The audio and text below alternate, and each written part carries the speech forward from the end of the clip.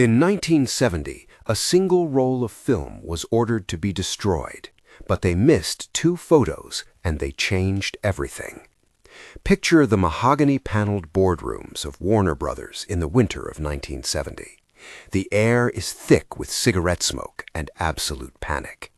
The studio executives had just screened a rough cut of a highly anticipated, multi-million-dollar Western, and what they saw terrified them so deeply that they demanded the immediate incineration of the physical celluloid negatives.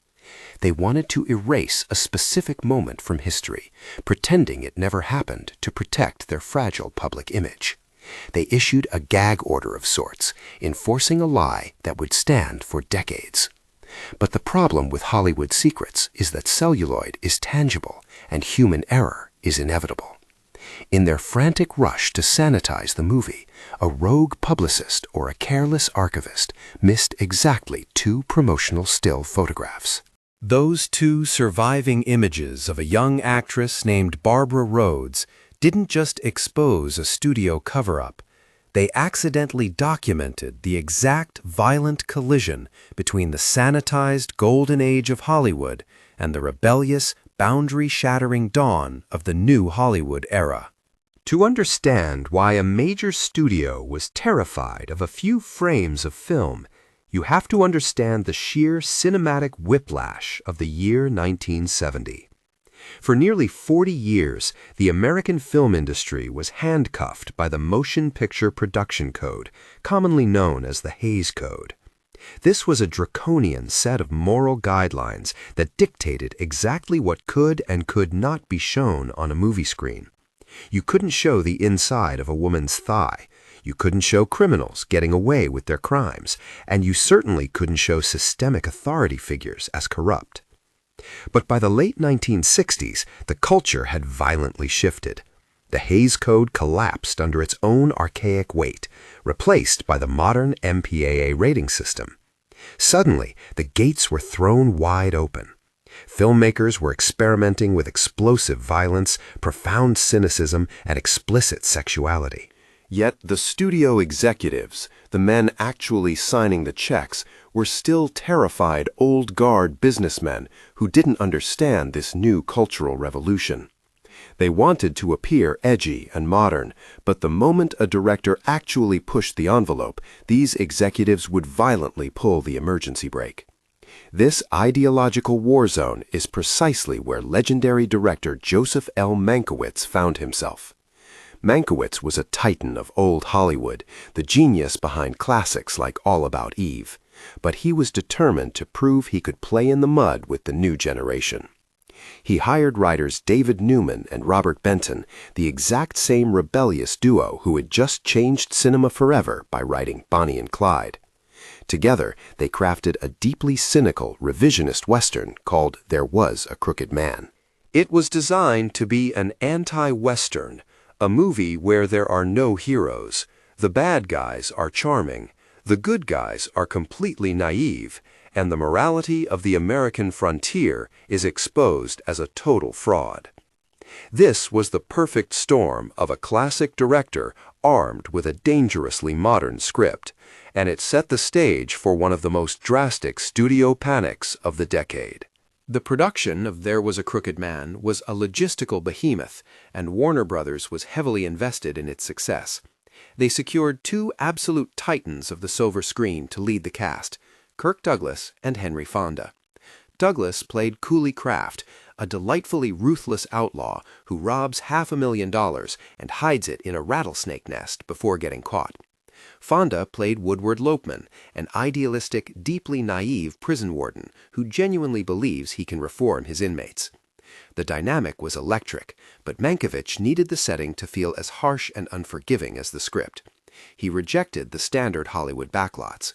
Instead, he forced the production out into the blistering, unforgiving landscape of the Joshua Tree National Monument. The crew spent 7 grueling weeks building a massive, 4-acre, historically accurate territorial prison from scratch.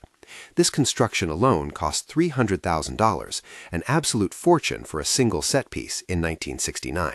They hauled in 80 massive truckloads of jagged rocks just to create a realistic hard-labor rock quarry for the prisoners to break apart. Thousands of desert plants had to be meticulously transplanted to preserve the local ecology while giving the frame a barren, hostile aesthetic. The heat was suffocating, the dust coated the camera lenses, and the isolation bred a kind of manic creative energy among the cast and crew. Into this hyper-masculine, sweaty, and deeply cynical environment steps a 23-year-old actress named Barbara Rhoades. She was cast as Miss Jessie Brundage, an overly dressed, remarkably strict local schoolteacher who was brought into the prison as a VIP guest for the opening of a new dining hall. Her character was ostensibly there for comic relief, a prim and proper representation of civilized society forced to mingle with the most dangerous degenerates of the Arizona Territory. But Mankiewicz had a subversive plan for this character. He wanted to visually shatter the illusion of polite society. The script called for a massive, chaotic prison riot to break out during her visit. It was meant to be a moment of pure cinematic anarchy, representing the total loss of control by the authorities. But what actually happened when the camera started rolling in that Joshua Tree dirt would become the stuff of whispered Hollywood legend, leading directly to the destruction of the film negative. As the riot scene began filming, the set descended into orchestrated madness. Stuntmen were throwing punches, extras were smashing wooden tables, and the air was thick with the smoke of blank gunfire. In the middle of this chaos, Mankiewicz directed the extras to swarm the panicked schoolteacher. The original plan, at least on paper, was a standard comedic escape where her dress gets snagged and torn.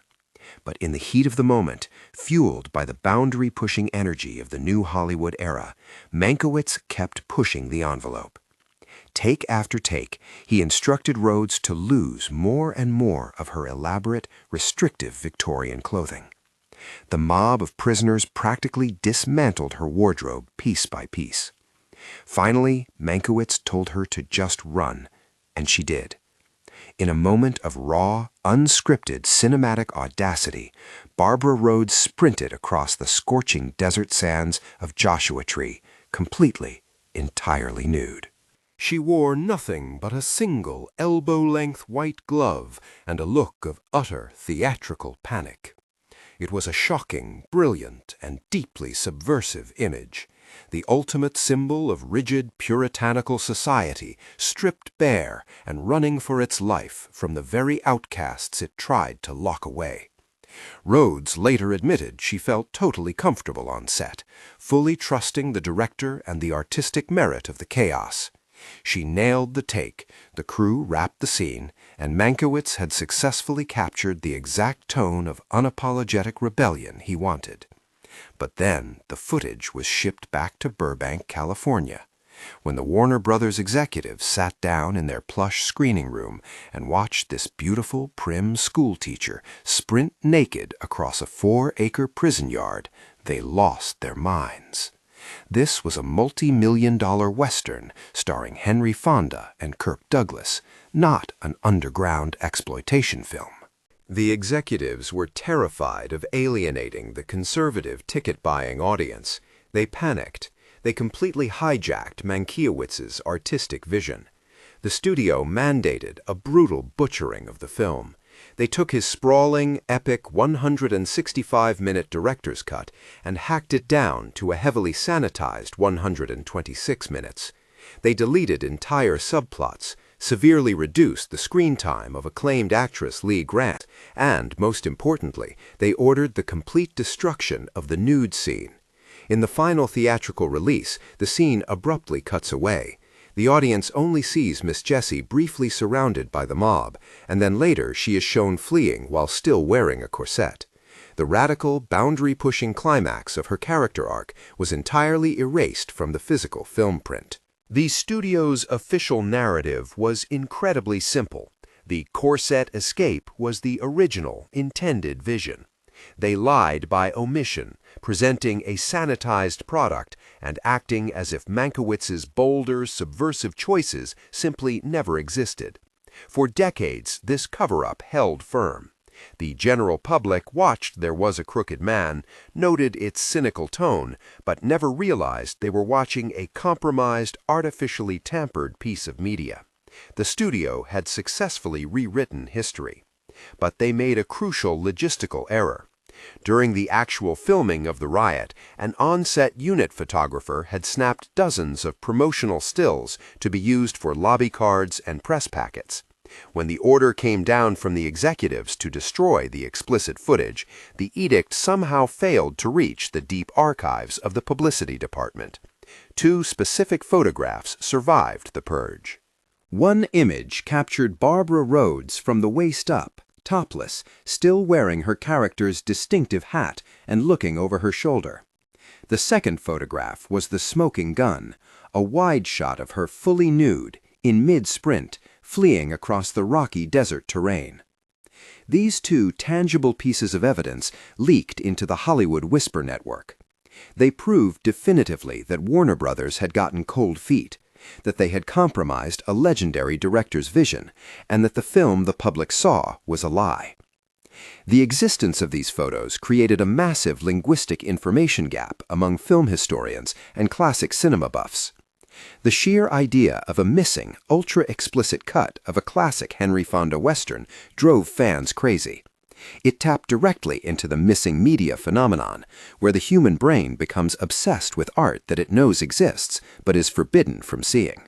In fact, the industry buzz around the 2 photos became so loud that Playboy magazine reached out to Barbara Rhoades. They offered her a highly lucrative pictorial deal based entirely on the infamous Lost Desert scene. But in a fascinating twist of personal agency, Rhoades flatly declined the offer. She stated that while she had absolutely no problem bearing it all for the sake of the narrative and the art in the moment, she refused to let a studio censorship scandal define her career or have those images commodified for eternal exploitation. The photos remained a niche Hollywood secret, a tangible ghost of a film that could have been a defining masterpiece of the 1970s transition era. The tragic irony of this entire cover-up is that it perfectly mirrors the actual plot of the movie they were trying to protect. There Was a Crooked Man is fundamentally a story about institutions failing, authorities lying, and the illusion of control crumbling under pressure. When the studio executives hacked apart the 165-minute cut, they acted with the exact same hypocritical panic as the corrupt wardens in their own script. We see this pattern repeated constantly throughout the early days of the New Hollywood movement. Whenever revolutionary writers like David Newman and Robert Benton tried to inject raw, uncomfortable reality into legacy genres, the corporate check writers would inevitably blink. Another perfect example of this era's friction is the legendary butchering of Sam Peckinpah's Major Dundee just a few years prior, or the studio-mandated happy endings slapped onto deeply pessimistic neo-noirs. The studios wanted the financial rewards of the counterculture movement without absorbing any of the associated reputational risks. They wanted the edge, but they wanted it sanded down. By destroying Barbara Rhoades' bold performance, Warner Brothers ironically guaranteed that her missing scene would become more famous than the actual theatrical cut of the movie. They accidentally created a piece of mythical lost media. When audiences today look back at the cinematic landscape of 1970, they aren't just looking at the films that were released, they are obsessively hunting for the films that were hidden. The surviving 2 photographs serve as a permanent indictment of studio cowardice. They remind us that for every classic movie we celebrate, there is often a bolder, braver, and much more dangerous version lying in pieces on a cutting room floor.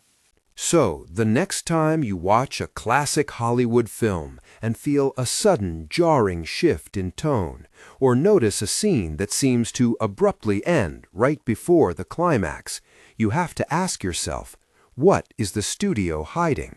What piece of physical media was dragged out back and set on fire to protect an executive's ego? The mystery of the 2 photos from the Joshua Tree Desert is solved, but it opens the door to an even darker rabbit hole of erased cinema history. Because if Warner Brothers was willing to destroy a masterpiece over a single unscripted sprint in the sand, imagine what else is rotting in the locked vaults of Los Angeles. In fact, just a few years later, an entirely different studio attempted to cover up an even more dangerous on-set disaster, one that almost cost a legendary actor his life. But that is a story for another time.